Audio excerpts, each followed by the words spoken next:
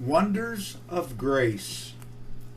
William Elvin was first induced to come to hear our dear pastor by a comrade, and when he came, the word came as a sword.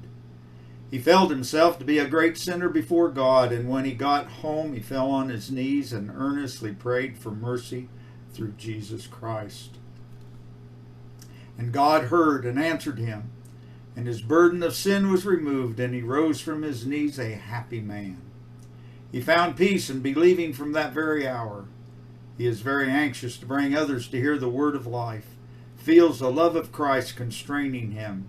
He is very anxious to be baptized in obedience to the command of the Savior.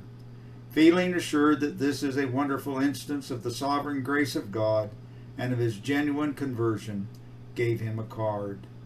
Signed, John Ward. John Schott, S-C-H-O-T-T.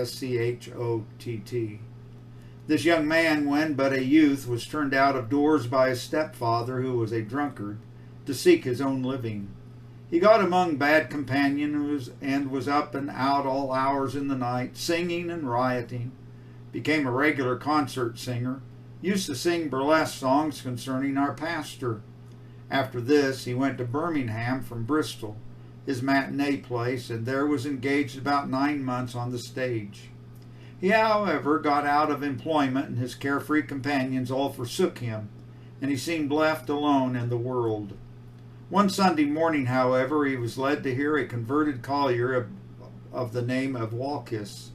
He had seen in his rambles about the town the bills advertising this service, and in his desolate misery he thought he would go.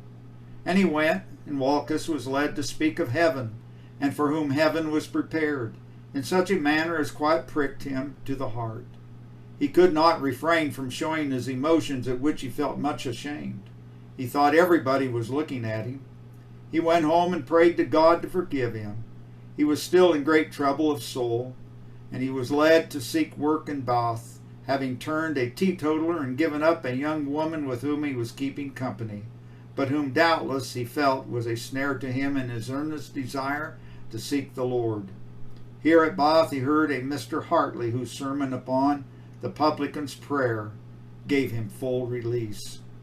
Mr. Burton saw this case and was satisfied as well as myself, but is wishing to see Mr. Spurgeon to tell him how he had travestized him. I gave him a card, signed Frederick Gross. To God be the glory.